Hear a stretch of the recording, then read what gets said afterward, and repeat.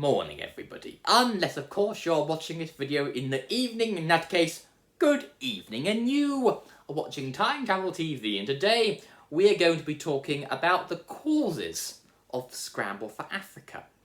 Now, if you've seen a map of Africa at the start and end of the 19th century, the more observant among you would have noticed that it goes from being largely owned by Africans to being almost entirely owned by Europeans. In fact, by the start of the First World War, the only two countries which were still independent were Liberia, which is a small country on the west coast of Africa, designed as a state for freed slaves from North America, and Abyssinia, which is modern-day Ethiopia. And even then, Ethiopia, or Abyssinia I should rather say, was colonised by the Italians by the start of the Second World War. So what happened? Something must have changed. If history has taught us one thing, nothing changes for no reason. Something must happen. And something did happen. So, why didn't the Europeans colonise the Africa sooner? They managed to colonise South America, and they managed to colonise Asia, but why not Africa? Well, they couldn't. Guns were still pretty rudimentary. Even though the Industrial Revolution had started in the late 18th century and was in full go by the early 19th century, guns still took a long time to load and were still pretty inaccurate. So the main weapon they still had to rely on was the good old long, sharp, pointy thing called the sword. And Africans are a lot of long, sharp, pointy things as well, in the shapes of swords and spears and all that sort of malarkey. Therefore, the Europeans had no technological advantage over the Africans when they were fighting them.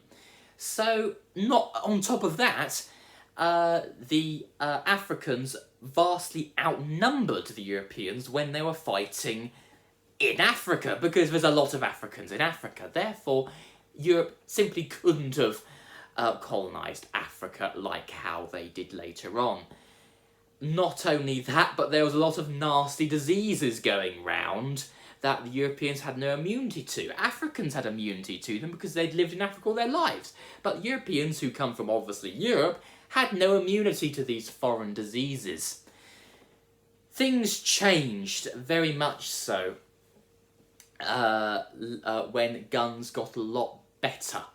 Especially 1850, I'm going to say, when you got the rifled barrel. Then moving on a bit further into the 1860s and 70s, the British, for instance, had the Martini Henry, which had a much faster rate of reload than some of your earlier flintlock muskets. And then the Americans invent something really cool that the Europeans love, the Gatling gun. By far the most important invention of the century, the Gatling gun. With such a high rate of fire, Europeans were able to take on armies of Africans much larger than their own and win. That is what really got Europe able to colonise Africa. And when the scramble for Africa started in 1885, Europe didn't see the scramble for Africa as a challenge, more of a formality, the conquering of parts of it. In fact, when the British were defeated by the Sudanese at the Siege of Khartoum, it was a national humiliation.